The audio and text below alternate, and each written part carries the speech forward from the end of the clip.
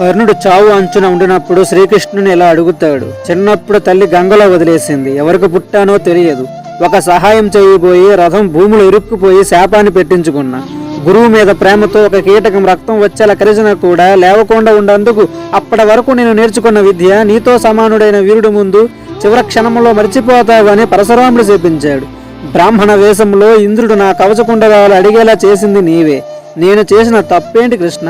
కర్ణుడు అడగడంతో, చూడు కర్ణ, నేను పుట్టింది కారాగారంలో. పుట్టిన మరుక్షణమే తల్లిదండ్రులకు దూరమయ్యాను. సొంత మేనమామే నన్ను చంపడానికి రాక్షసులను పంపించాడు. ప్రాణంగా ప్రేమించిన రాధను దూరం చేసుకున్నాను. కురుక్షేత్ర యుద్ధం వల్ల నా వంశం నాశనమయ్యే శాపం రాబోతుంది.